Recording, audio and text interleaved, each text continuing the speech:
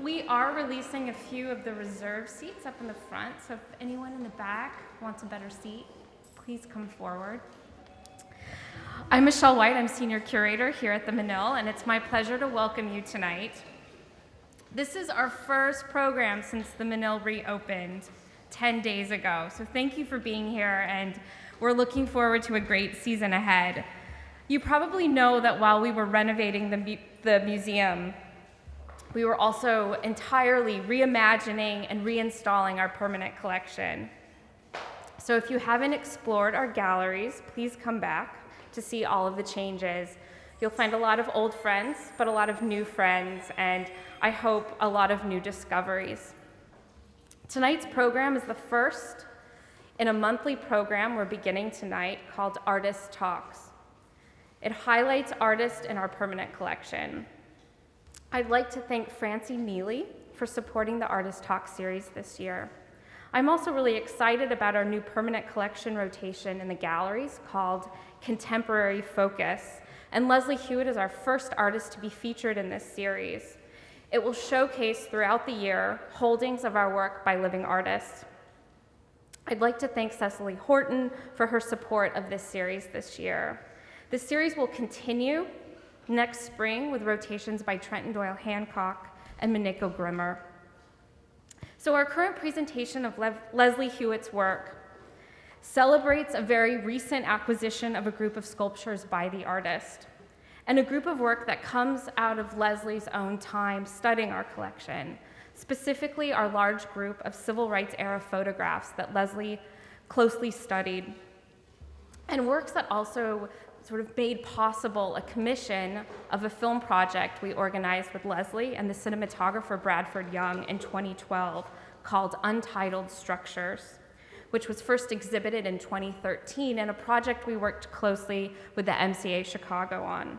So I'm thrilled to welcome back Leslie to Houston. I can't believe that was 2013 when that happened.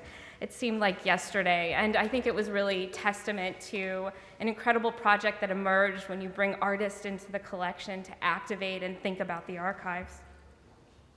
Leslie is currently at Cooper Union, New York, where she is a professor. She received her MFA from Yale University and has exhibited widely, with solo exhibitions at the Minneapolis Museum of Art, the Kitchen, the SculptureCenter in New York, the Power Plant in Toronto, and the list goes on and on. And just for example, in the past 2 years, Leslie's work has been exhibited in group exhibitions at the Museum of Modern Art, the Whitney, the San Francisco Museum of Modern Art, the Walker Art Center, and again, the list goes on and on.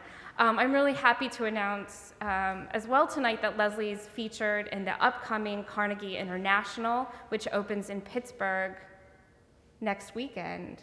So congratulations. Amazing.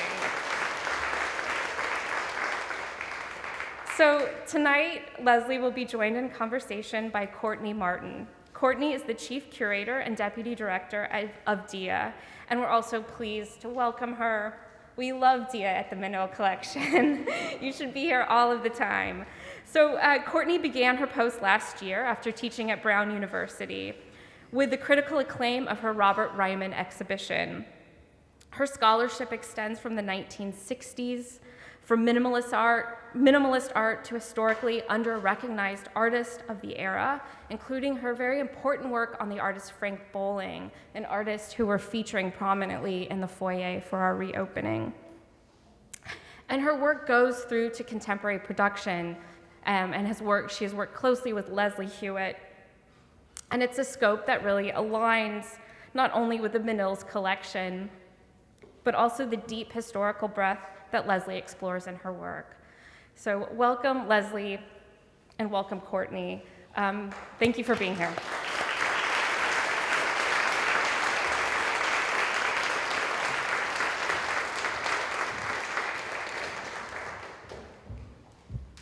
Thank you, Michelle.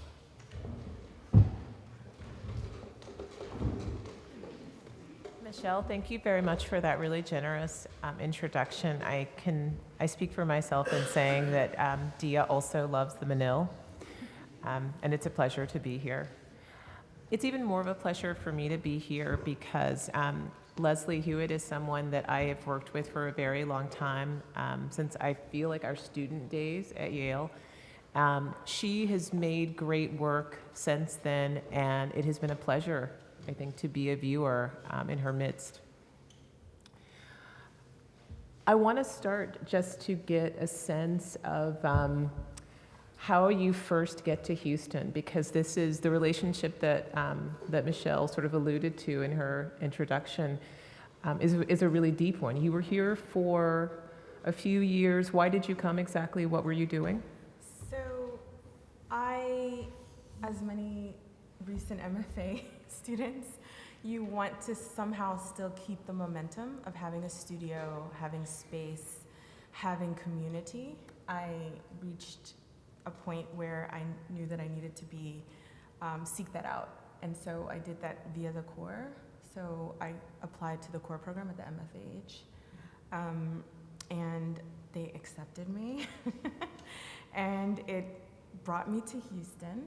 And I wanted to share a story that I think was very serendipitous, but in a way I think made my time in Houston that much more special in terms of, I remember getting my letter and I happened to bump into Fred Wilson and Whitfield Lavelle in Chelsea on the corner.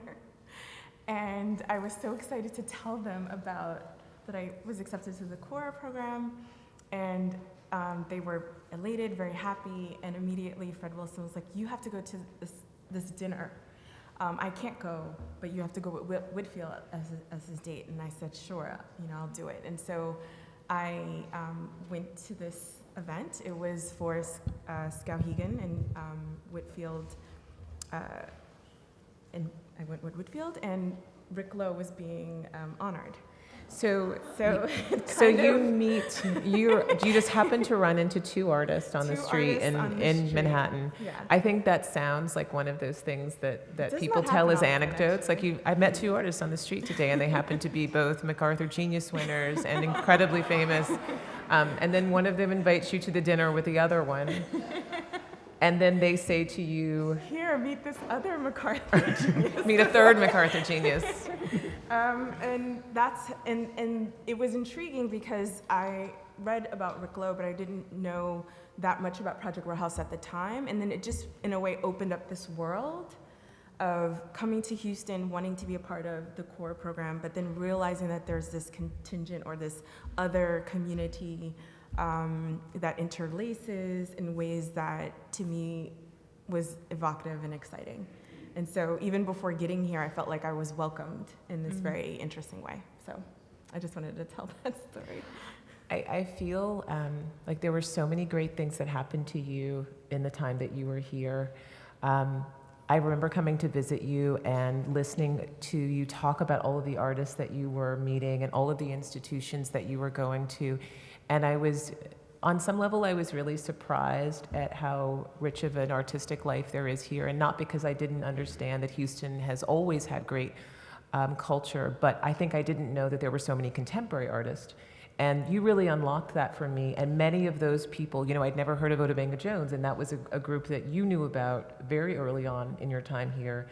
And then immediately, I think they became known internationally. So it was nice to be able to have someone else share that. And I think you did that for a lot of other New York artists. You were the first person to tell us about people who were coming out of Houston. What else did you do here? Did you actually completely work here? Was this thinking time, or was this really working time? I think what will become apparent as we move on into the work, I love history. And I also love the way in which historical narratives are told. And there was a component of being in Houston, having the studio, being also in situ with the critical studies component of the residency, also being in situ to the Menil and the kind of cultural program that the Menil constitutes. And specifically also having the opportunity to work within the Menil. which I did while I was here as well. I worked within the library. I don't know if Michelle never likes to say that, maybe, but I like to say that because I think it's about perspective. You know, it's how you position yourself, and I think maybe this is a roundabout way for me to talk about the way in which I play with perspective. And so sometimes it's spatial. So what does it mean to be within a museum, within its archive, having access to its archive, thinking about the history at a different temporality, which I think being in the library produces. It's a very intimate space. It's a very isolating, but in a way that I think is productive, similar to a studio. So I'm saying this to say that I find the studio experience in other locations. And I think the library is one place, being around books, being around historical narratives, being around objects that contain historical narratives, be that photographs, be that books, that is also a location for me, as well as the physical studio. When did you first figure that out? Because so much of your work is rooted in what one might call a mid-20th century aesthetic to some degree. You have used Jet magazines, you've used Ebony magazines, you've used photographs taken between the 1950s and the 1980s. Were you always invested in history, or did something really pique that interest? I think I'll tell a personal story, and then I'll tell another story. A less personal story. But I'm from an older family, so most of my relationship to my familial legacy, or legacy that I've inherited, was through pictures. And that was always utterly frustrating for me as a young person, because I accepted the object concretely. A photograph is one-dimensional, oftentimes circa 1980 plastic, right? Not paper, not a silver gelatin print, right? It's something that's awkward, and I always desired to hear the voice of the person that I was looking at, or wanting to know a more full aspect of what the image was, a simulacra, like trying to kind of recreate. And so at a young age, I think I had a question, and that is the basis that I think I still ask of image.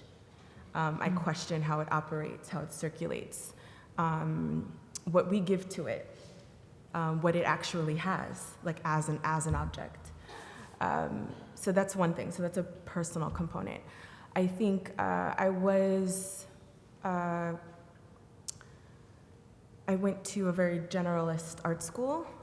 But I had the opportunity to apprentice with photographers. I'm sorry, what does generalist art school? Generalist She went to Cooper? I went to the Cooper Union and for the advancement of science and art. And the structure of the program is you do not select a major, so it's purposefully resisting specialization. So you do not specialize, but you have to have, experience with painting, experience with photography, experience with sculpture, but you can't specialize in one particular area. So you're forced to have knowledge of all modes of what we consider to be fine art, but you're kind of discouraged from isolating one particular media. But I took an apprenticeship with Andrea Robbins and Max Becker. Max is the son of Bernard Hilla Becker, and I got to travel with them. We went to the Dominican Republic, to Spain, to Germany, and as an assistant, I had very menial tasks, but sometimes it was to research. And I think at that time, outside of the structure of school, assisting artists in their practice, I also still had these questions. What is the role of photography? Who has agency? Is it the subject? Is it the photographer? How does seriality work? Does that movement through time produce more meaning? I had all these questions. How does abstraction function in photography? Why do we desire to have this representation of life when we are in life? And being kind of on the periphery of another practice allowed me the space, I think, to think through these ideas. You have to forgive my ignorance, because in all of these years that I've known you, I've still never really known the practice of Max Becker, but I know very well the practice of his parents. Yes. And I've always thought it was very interesting that you would work with people or with someone who was connected to what is, for most people, I think, the sort of canon of minimalist photography, and that you yourself would become someone that I think many people compare your practice to a much earlier practice, a minimalist practice. And there's always a suggestion, of course, that you were working out of minimalism, or that you were working out of post-minimalism, at least chronologically. Do you think that you were attracted to Max Becker? Did you have any of that relationship? Did you get to know the parents' work? Was that ever a question for you? I art historically was introduced to their work, but I enjoyed the relationship that Andrea and Max had together as a working team, which I think also then affected my practice, because I really love collaboration. I feel like that is an understated space in art production or art making. So I was drawn to their projects.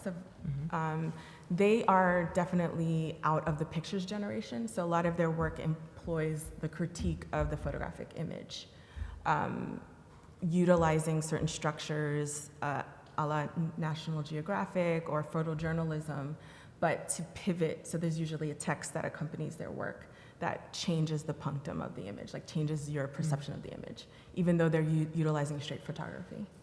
So their work is actually not like his parents' work. Okay. Yeah. But you don't think of yourself as a photographer, though, do you? I do not. What would you call yourself if you were to? I mean, honestly, or is that? Well, yeah. Is that something that comes out of your first education at Cooper, that you don't want to pin yourself into a hole? Probably. But I think I utilize photography, and maybe it's because I feel like I have a contentious relationship with the form. Of photography? The form and the history. So it's a combination of being close, but also trying to create distance between something that you love, but something that you also feel is problematic. So I think I personally kind of hover around photography, but I don't claim it as my primary form. And I often talk about sculpture as being one of the more influential aspects of my creative practice that I think informs my misuse of photography, my playfulness with photography, my ability to desire more spatial, corporeal sensation from photography comes from sculpture. So I feel, I don't call myself a sculptor either, but I like kind of being in the place of an artist. And the artist, the reality is that you use experience as well as mediums to render affect. Recently, you began working in film, and I wonder, would you now call yourself a filmmaker? Would that be a term that you would not No. that either? Okay, we'll let that go then. Okay.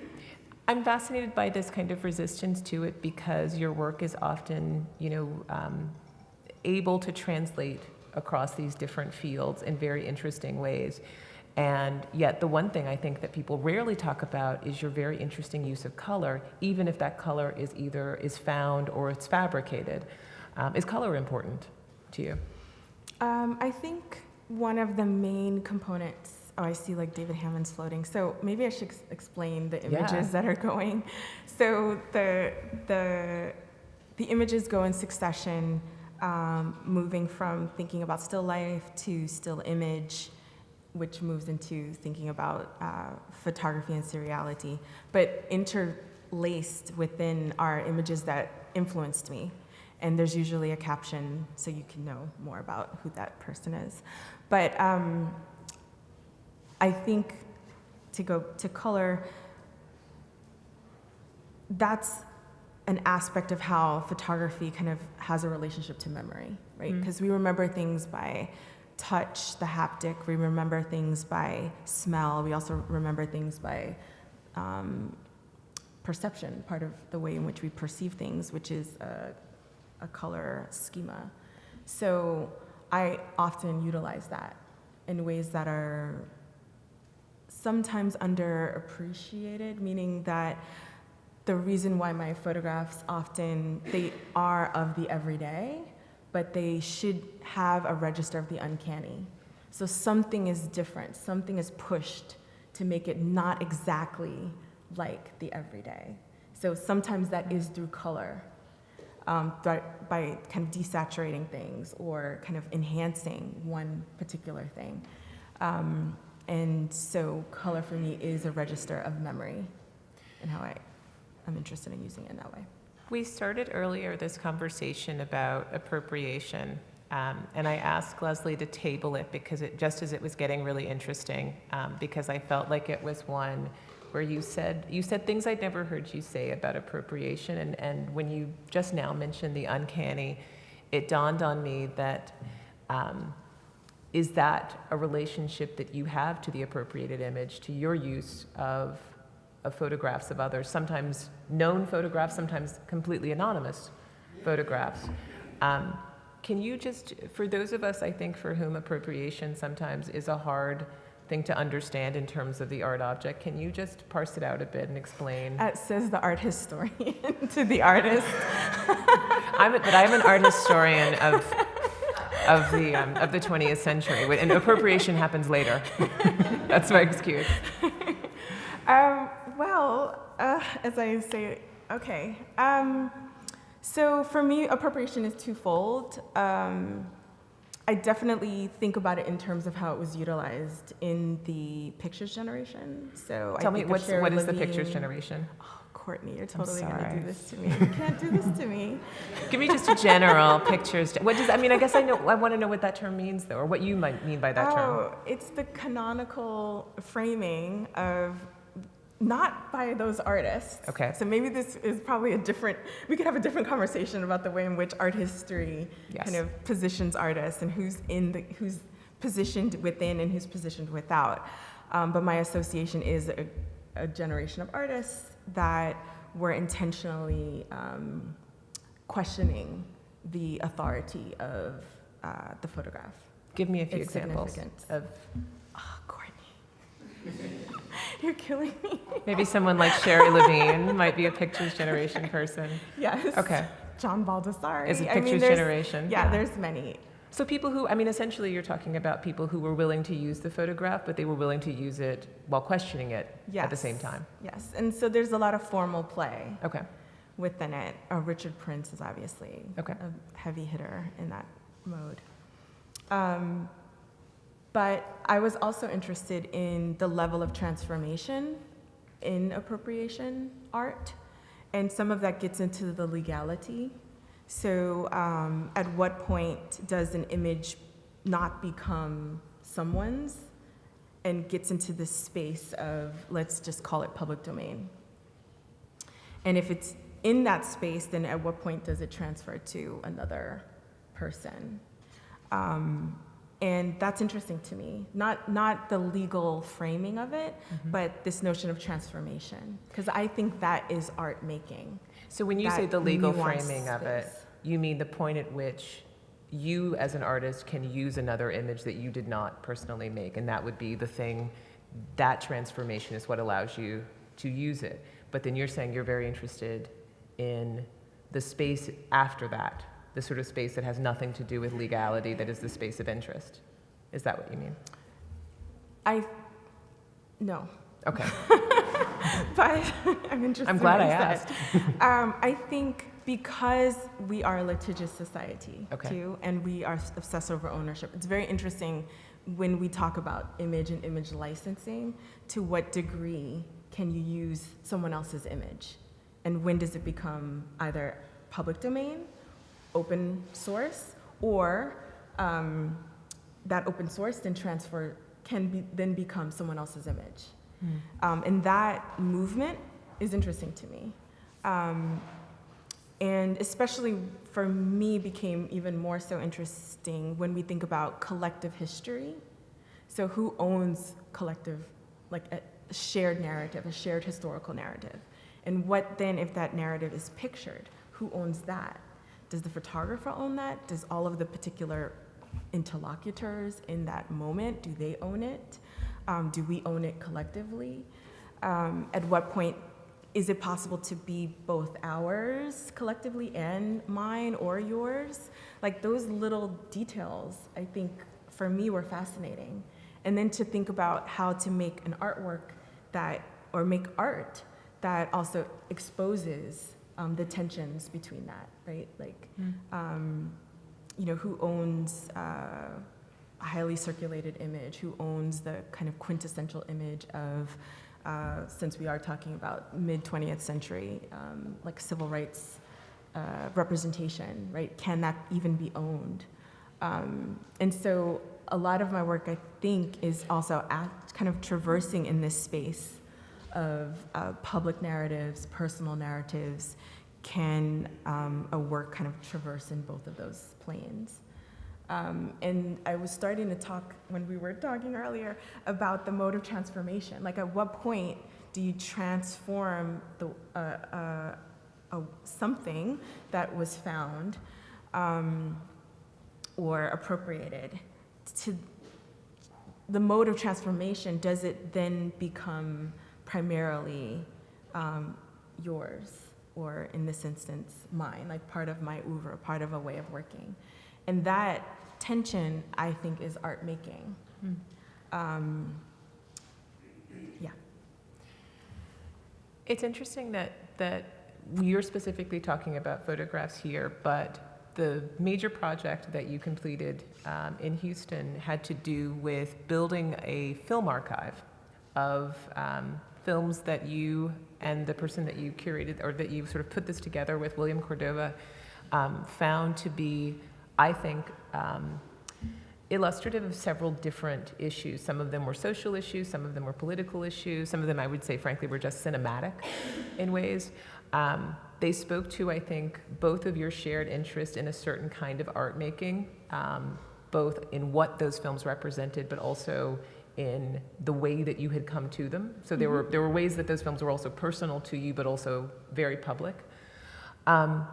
How did that work? Can you tell us a little bit about that project and how it functioned? That's an interesting project. There's not an image of it, sorry.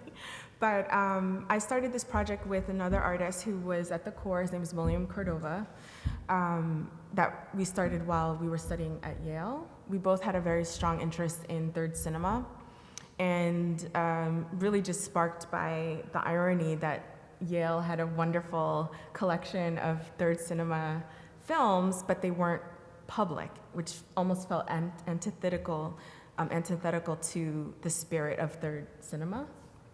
So we just started to dub copies of films from Yale and started an archive, an informal archive, let's just say. And so it started as a monument, a kind of minimalist structure of VHS tapes that then turned into actual programs. So when we both, we'll say he followed me here to the core, and then we proposed a project at Project Row House that transformed it from a static minimalist monument, let's just say, to an active cinema where we showed films and created a program. It's interesting to think about that, because I think that work also connecting to the project that Michelle introduced, to Untitled Structures. There is this theme in my work, either building an archive, right, through collage, like photographing photographs and books in situ, or working with existing archives or collections, like the Menil in the case of Untitled Structures, or Yale's archive in the case of I Wish It Were True, and trying to reconstruct another kind of experience, not allowing for silences or gaps or interruptions to allow it to only be about the past, or only be about a very particular kind of stasis that an archive can actually produce. It's until it's activated, until it's interacted with, problematized, we should say, that it could have meaning, beyond just upholding a certain idea. So, you could argue, is Yale's collection of third cinema, is it about having those objects, just having them? Or is it about, allowing for them to be true to the, each filmmaker's desire at the point of making the film? And what does it mean for artists generations after to interface with that and then kind of bring it into their practice? So here appropriation plays a role again, like how to bring the past into the present, not to take the other's agency, but to bring it as a part of a present tense that includes contemporary artists or includes contemporary practice. Did you know, so you're starting that project in what, 2002, 2003 originally, and then by 2007, 2008, where it's really developed into a kind of public cinema, in a sense. It's being shown in other places. It was shown in Queens. It had been shown here. Do you feel as if you're preparing to make your own film that's also questioning archival practices? No, I don't think that would be interesting. Okay. I think Harun Faruqi probably did that in some way. That wouldn't be interesting to me, Okay. I think. But I am a student of cinema. I love it. And I think I'm obsessed primarily with what a moving image can produce. And I mean that also in affect, like not only following an image through time, but also what does it do to us to experience something that's also animated in the same way that we're animated?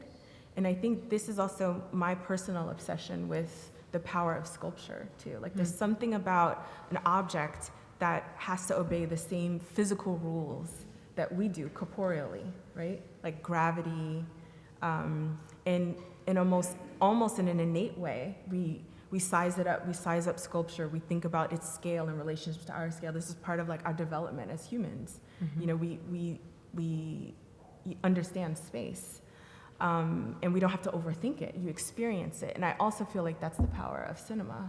Even though some people could argue, when you are watching film, you are the most, I guess, not animated in terms of like your body is still, but your pupils are dilated and your brain is activated and you're in this a kind of synthesis, and that's very seductive, and I'm very much interested in that. But I'm not necessarily interested in narrative film per se, but just what it means to connect with a viewer in an intimate way. You've got sculpture that's on view here in the Contemporary Focus just down the hall.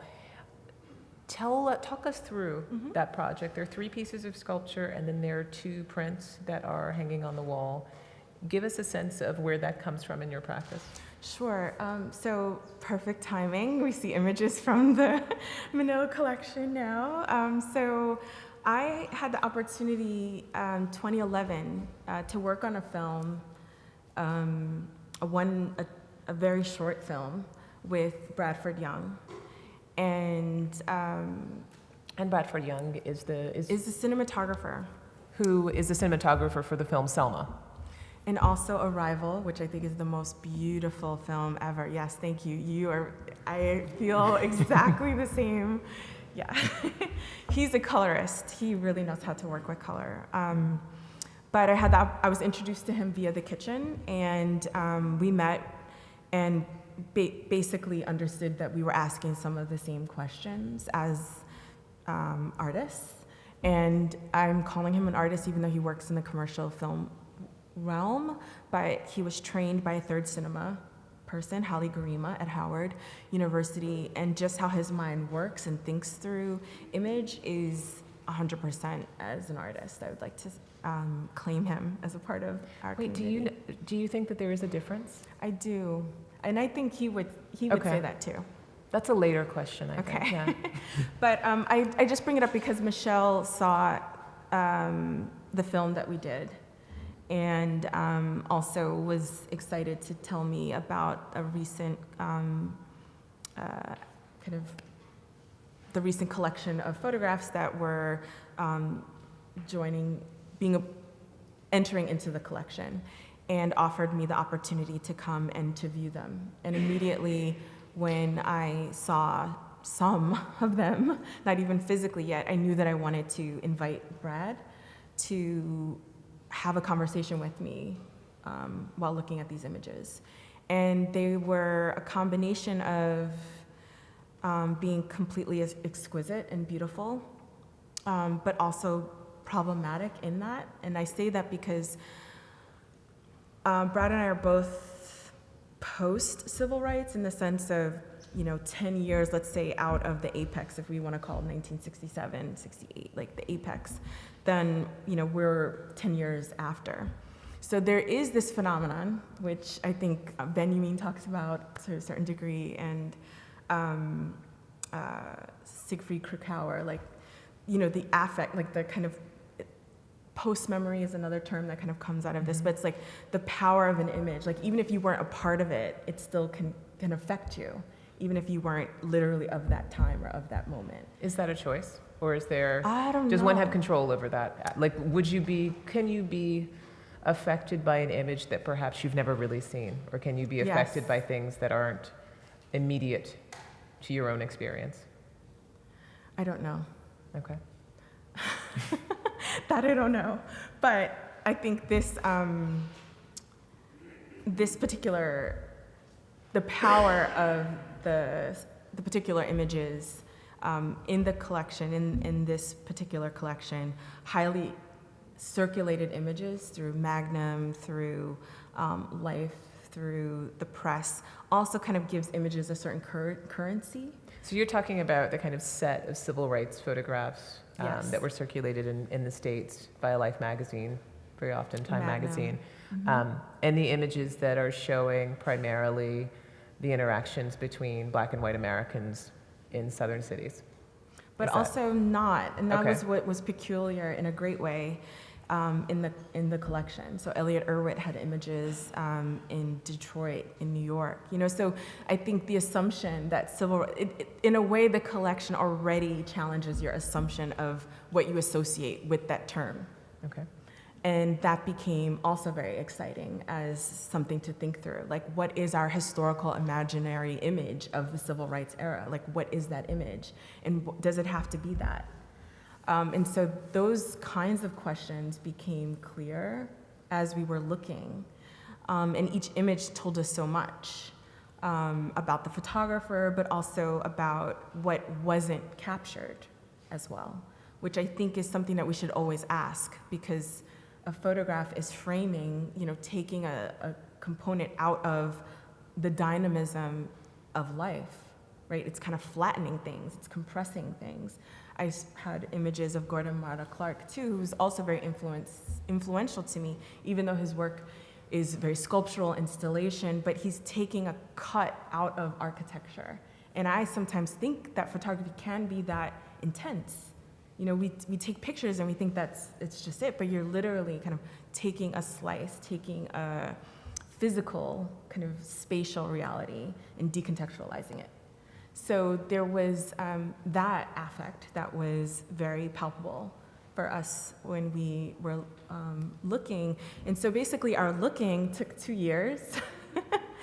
And Are you both going through the archive, or are yeah, you we're going both through, going you're through both the archive, and with Michelle too, Okay, wow. which was nice. And at that point, it became clear the kind of project that I wanted to do. Michelle kind of gave the invitation, and I knew that it couldn't be appropriation in the way that I was operating previously, because I felt like there's a paradigm shift in terms of technology as well. The way in which we take screen grabs, everything that we look at is on the same screen, the same surface. We really have less of the same haptic understanding of difference between image. So your personal image is the same as the commercial image on the screen, like everything's the same surface.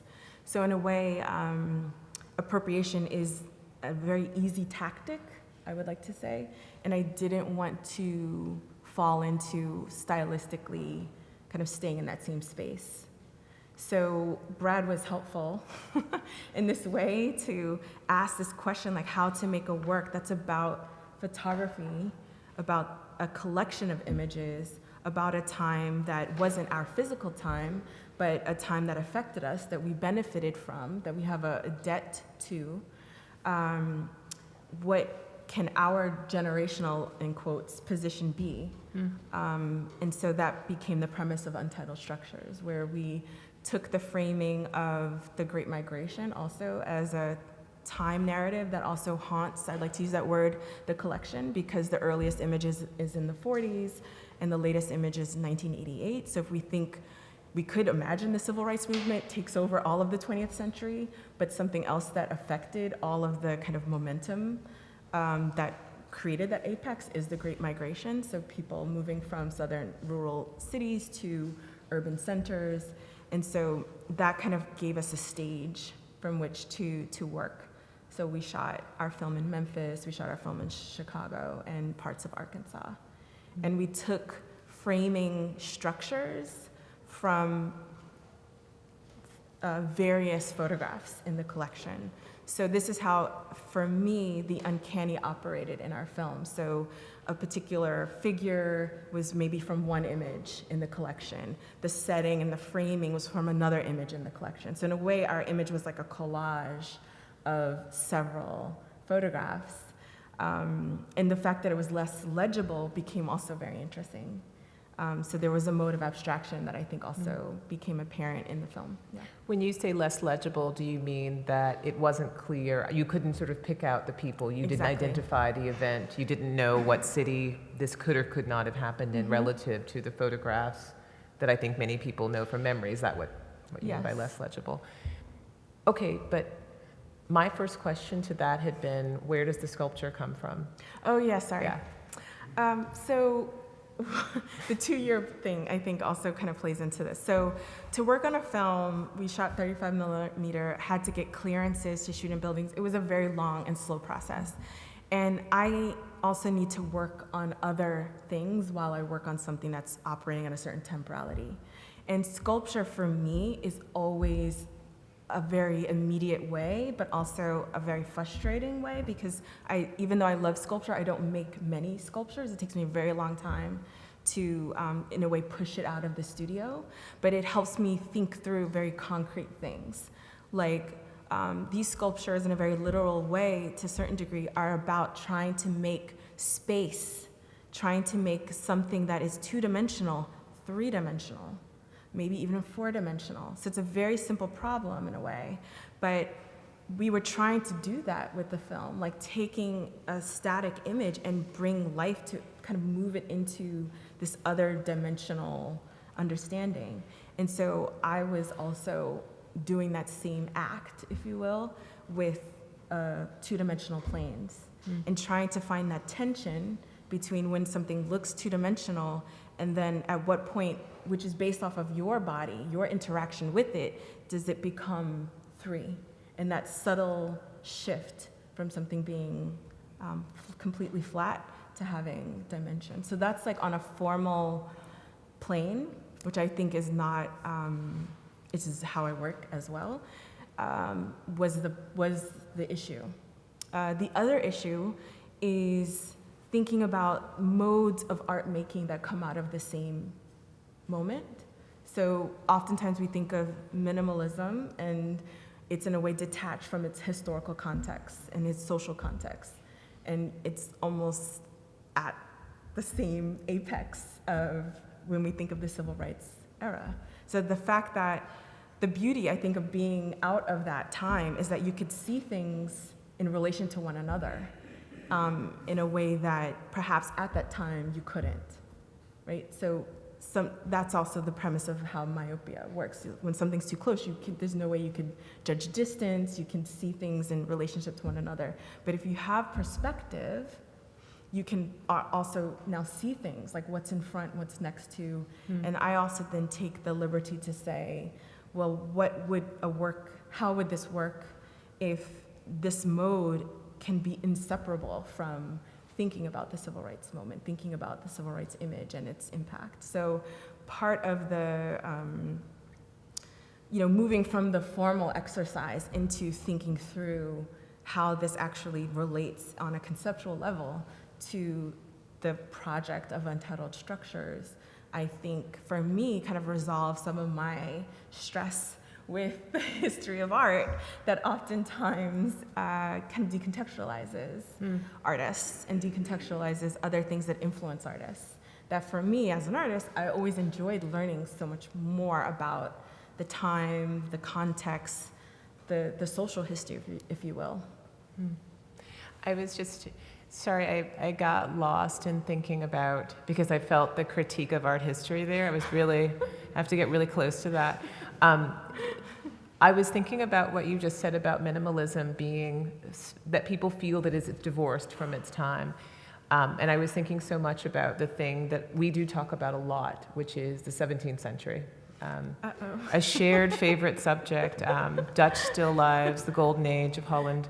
And I think it's interesting that parallel to minimalism, which is that when we look at, it would be very difficult now to talk about the 17th century in that period, or those countries, and not talk about the sort of rise of the consumer market, the rise of the middle class, the sort of internationalism that comes with it, and also the obsession with goods that people then have. And yet we've got this whole body of paintings that were in their time not seen in that way, even though they were they were the product of that.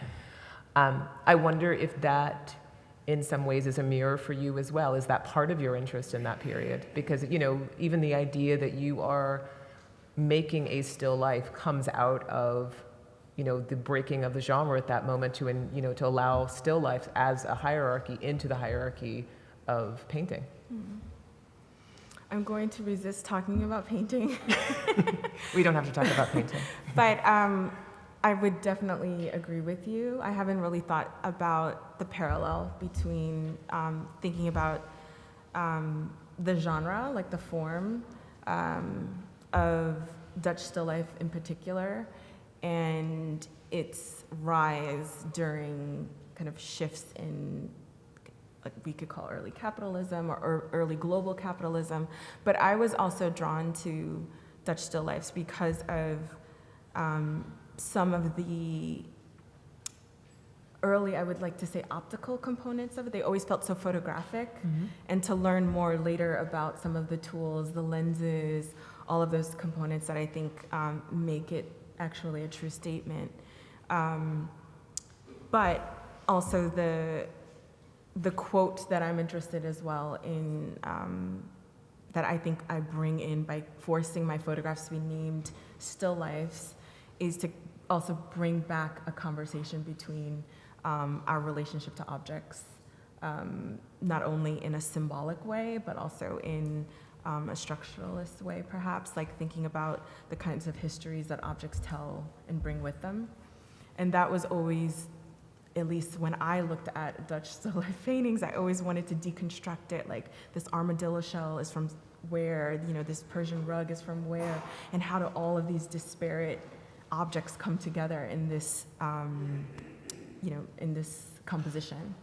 And so that I've always felt like there was another story that wasn't overt.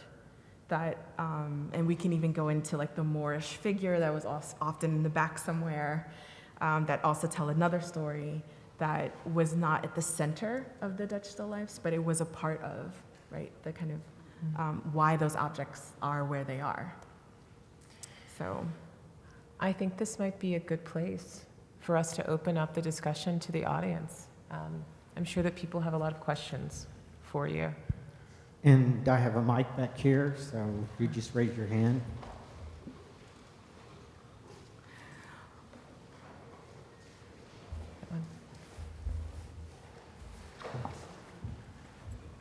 Hi. hi. I'm Leo. Hi. I don't know if I'm supposed to introduce myself, whatever. I was thinking about the relationship with art history that you're commenting about, and also the specific time, and now concerning the piece that we do have over here, the pieces.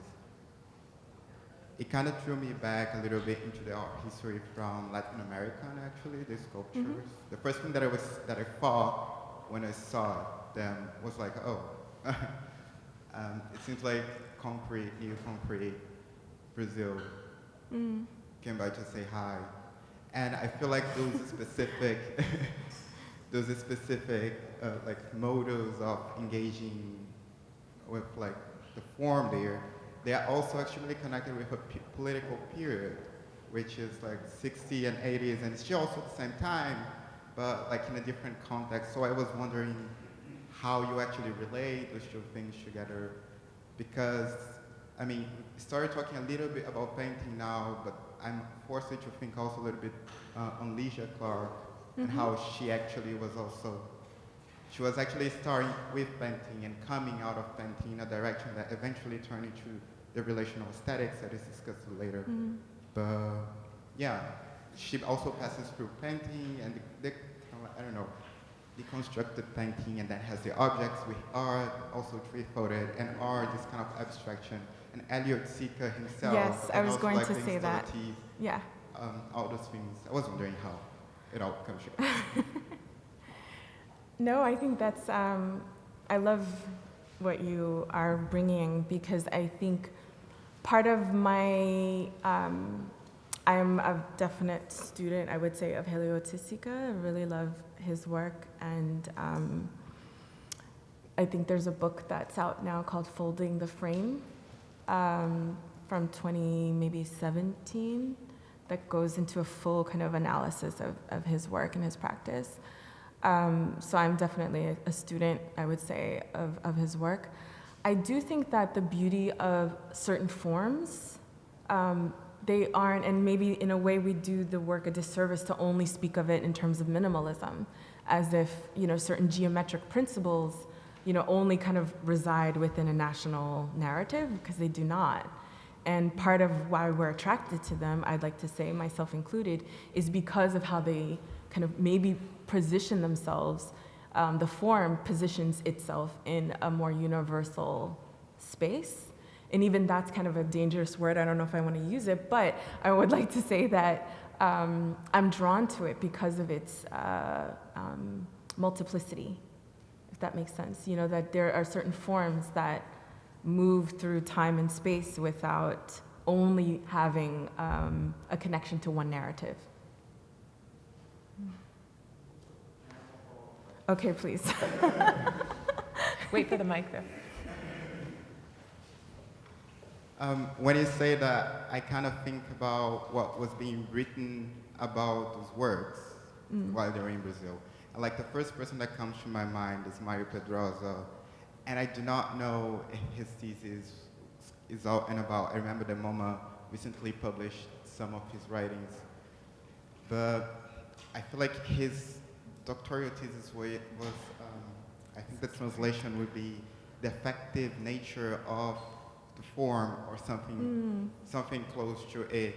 And what is interesting when he is writing, actually for me, is that he's also striving with it. You know, like he's thinking about how those shapes, how those forms, inside of like a discussion of aesthetics is actually very imbued with some, like in a very, fancier way with a political power, but in a different context.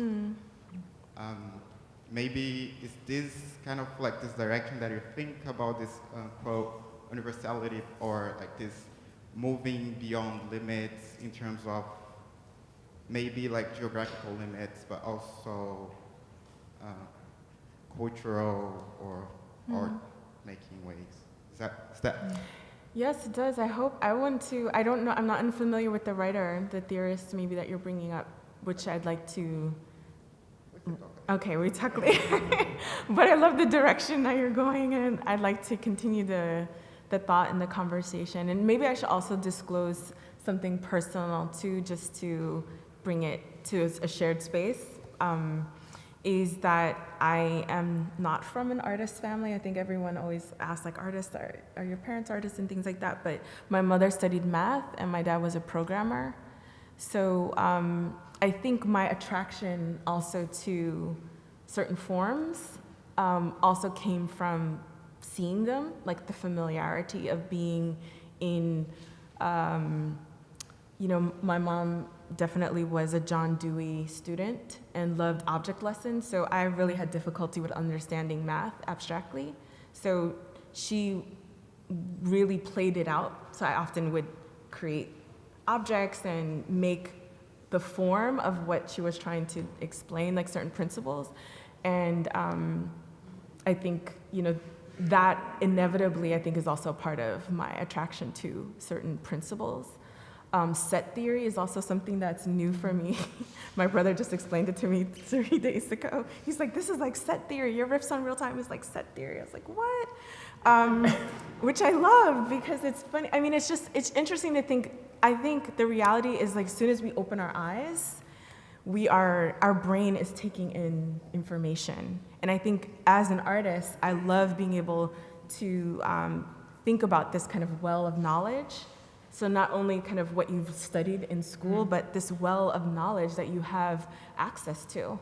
And I'm saying it now, I'm 41, and I have this, realization. I was escaping math because I thought I was very unable to understand its concepts, but it's kind of serendipitous in a strange way that in my work, they return. There's like this return to a way of understanding the world. And some people would argue that kind of high math or math on the level that Courtney's husband also operates, helps us make sense of very complex things, right? And so I hope that in a small way, my work is also trying to grapple with those similarities, but also pointing to those distinctions and differences.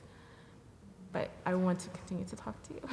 So I think just a small point. I mean, I think one of the things that I feel so envious of you here in Houston is that this is probably the only city in either North or South America in which the kind of minimalism that I think you can see in New York is here, but there is also the other side in terms of Latin and South America that is, just a few blocks away. And that is incredibly exciting, and one that, when you meet people who are from here, even school children, that you realize that they're actually getting a full picture, as opposed to, I think, the kind of 20% that most of us sort of get growing up. The normalization of geometry and shape and color here is very unique, actually.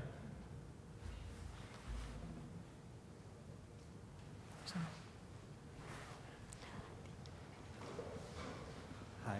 So thanks to both of you.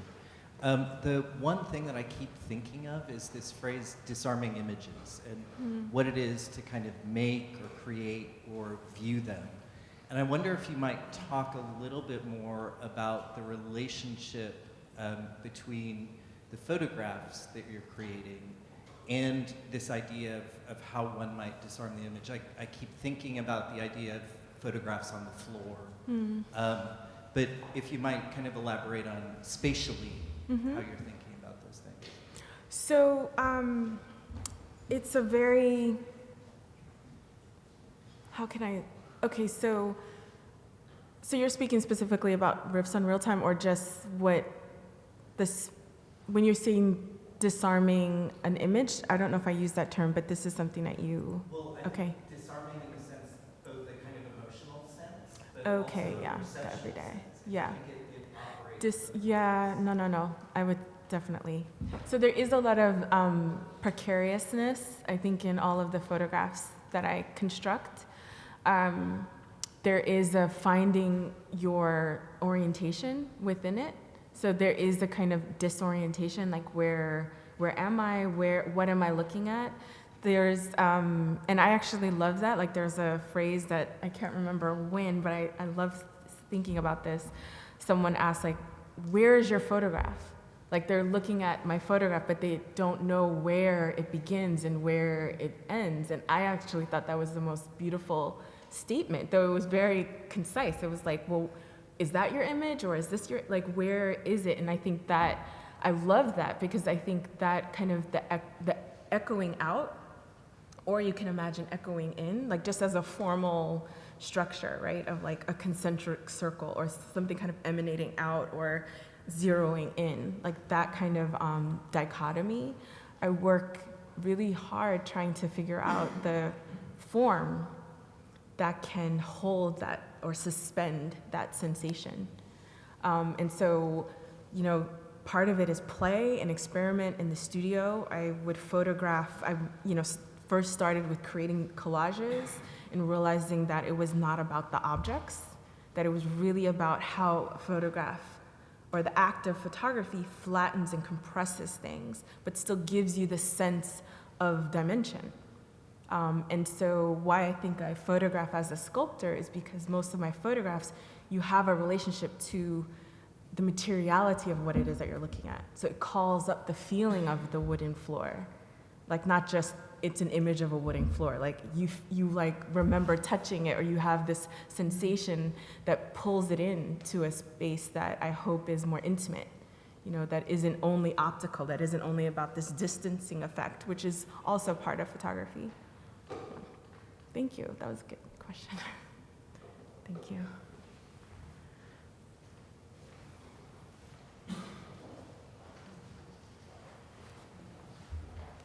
Thank you. You spoke specifically about the 3 sculptures that are on view here, but I'd love to hear you speak also about the 2 images that you produced out of the archive. Mm-hmm. And then maybe from there, speak more specifically about your use of juxtaposition, which occurs throughout like many of your bodies of work, going back to the still life photographs. Mm-hmm.